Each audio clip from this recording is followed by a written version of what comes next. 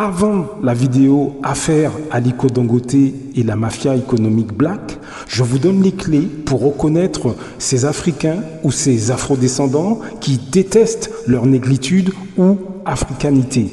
Après cette vidéo, nous parlons du comment ensemble on peut faire beaucoup plus d'argent. Choisissez ce que vous regardez.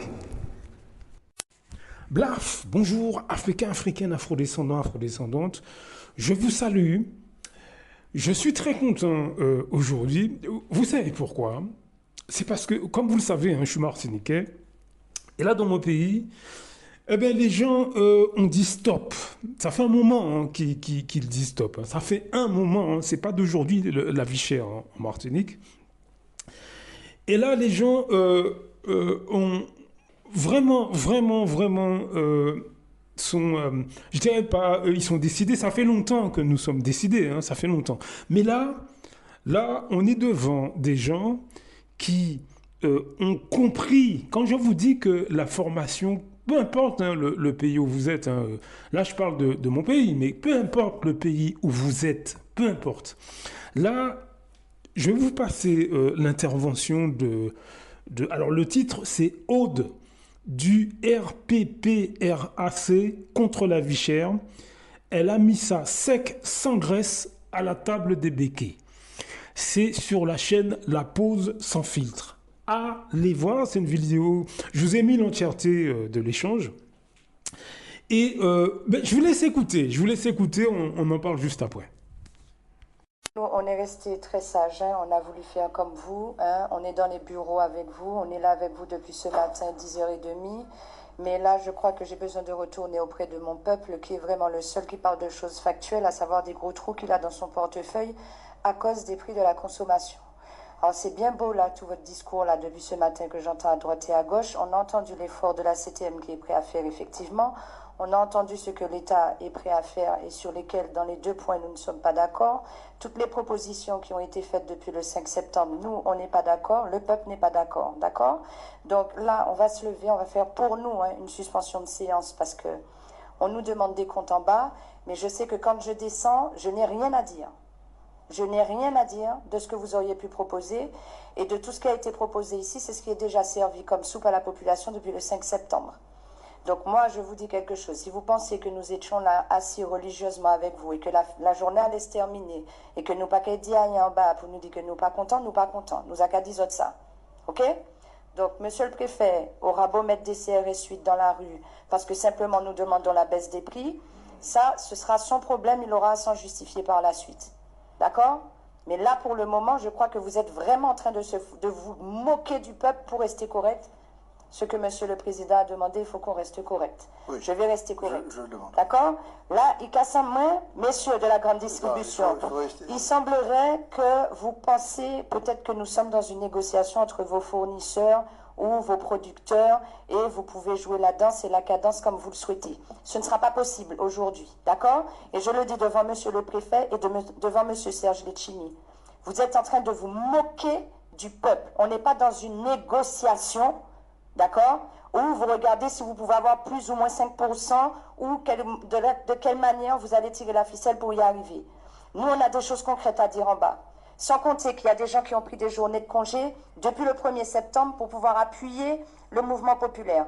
Monsieur le sénateur dit, d'accord? Ah, mais vous vous rendez compte qu'est-ce qu'on va dire au peuple en bas? Voilà la situation. Sauf que c'est pas monsieur le sénateur qui a mis le peuple dans la rue, c'est le peuple qui s'est mis dans la rue tout seul. Alors vous allez arrêter de vous moquer du monde. On n'est pas dans des négociations de bureaucrates. On est ici face au peuple. C'est le peuple qui s'exprime et respectez-le. Donc nous on fait une suspension de séance. On vous laisse discuter entre vous de vos chiffres. Mais moi j'ai besoin de descendre parce que j'en ai un petit peu marre d'être ici. Vous avez entendu.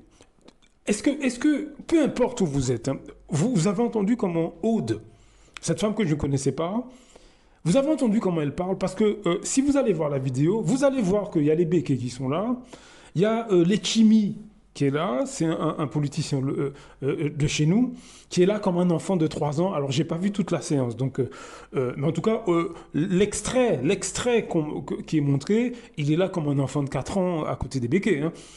Donc, ça en dit long. De mon point de vue, ça en dit long sur ce qu'il est. Et ça ne m'étonne pas. Mais la façon dont elle parle là, on sent bien qu'elle a compris le système.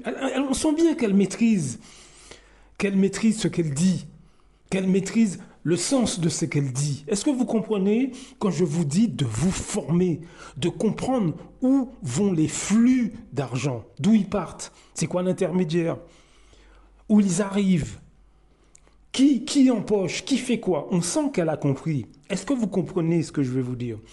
Quel que soit le pays d'où vous venez, formez-vous sur les questions financières en fonction du secteur où vous êtes, ou formez-vous de manière générale. Les banques, comment ça fonctionne? Qui finance quoi? L'argent va où?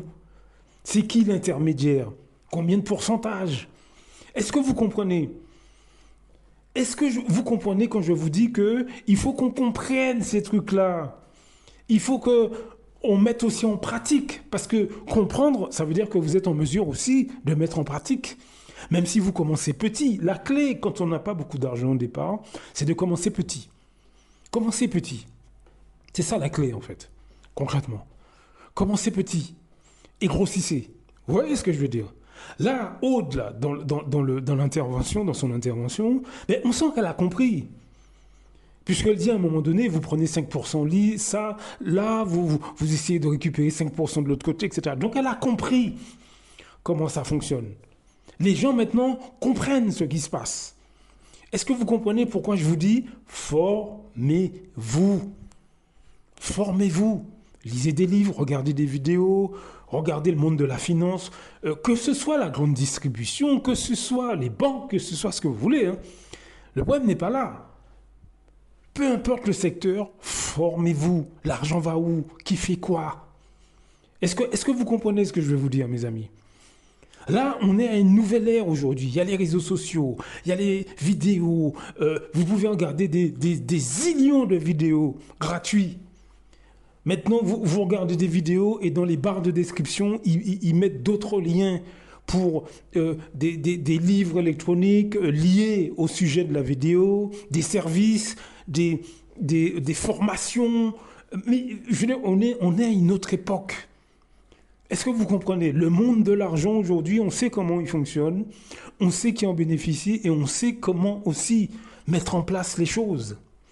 Est-ce que vous comprenez ce que je vais vous dire, mes amis? Est-ce que vous voyez ce que je vais vous dire? Donc c'est très important de réfléchir là-dessus.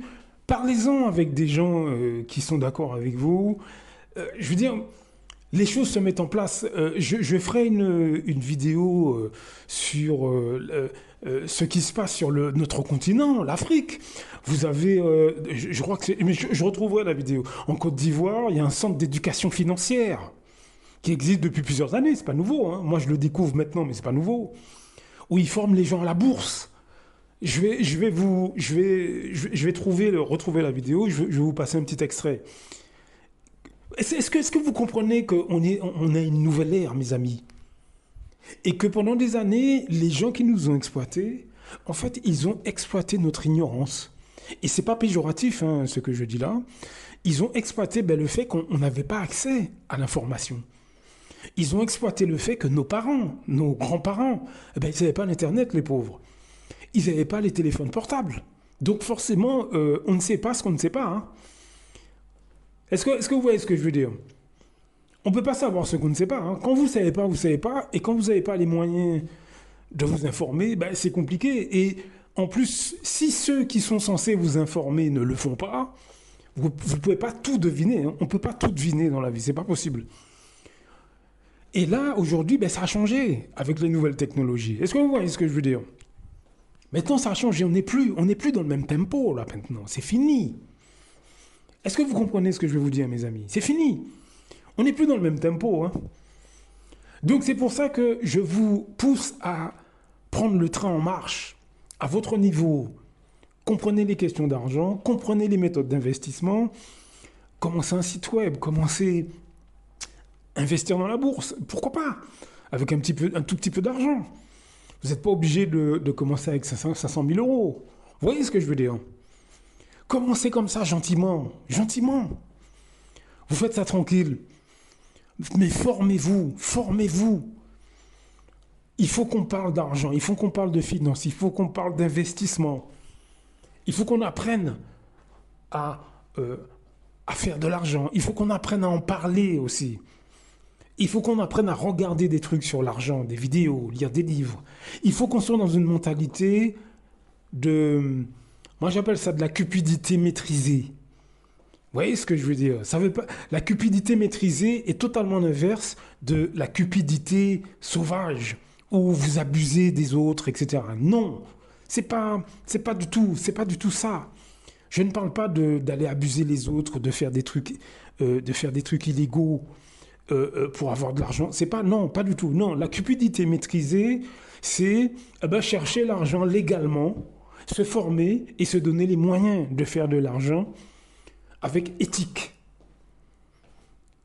Est-ce que vous voyez ce que je veux dire? À 99% avec de l'éthique et de l'honnêteté. Le 1% restant, parfois vous êtes à la corde, puisque au début, vous n'avez pas beaucoup d'argent. Au lieu de déclarer à telle date, bon, vous prenez un tout petit peu de retard, bon, voilà, vous êtes vraiment à la corde, quoi. Hein, c'est pas, vous n'êtes pas dans l'illégalité totale, mais bon, vu qu'il n'y a pas beaucoup d'argent, donc bon, vous jonglez un tout petit peu, mais de manière raisonnable. Vous voyez ce que je veux dire? Donc, c'est de ça que je parle. Ouais, il faut qu'on ait soif de l'argent. Il faut que... Moi vous savez, je vous parle là, mais je me parle à moi aussi. Hein. Moi, je suis en train de changer ma mentalité comme vous. Je me forme comme vous. Parce que pendant longtemps, moi, moi je viens de l'industrie, vous savez. J'ai un diplôme en informatique, le niveau. J'ai le niveau. Mais vous savez, ça a été ça a été au niveau professionnel. Moi, je viens de l'industrie. J'ai pas non plus j'ai pas eu des postes. J'étais beaucoup dans le marketing, dans les études de marché, les choses comme ça. Bon, moi, j'aime beaucoup ce secteur, mais j'ai pas non plus un poste élevé. J'ai jamais eu de. Je suis comme vous. Je suis comme vous. Je me forme. Je me forme. Je dois changer ma mentalité. Je dois changer ma mentalité comme vous. Donc réfléchissez à ça. Blaf. À très bientôt.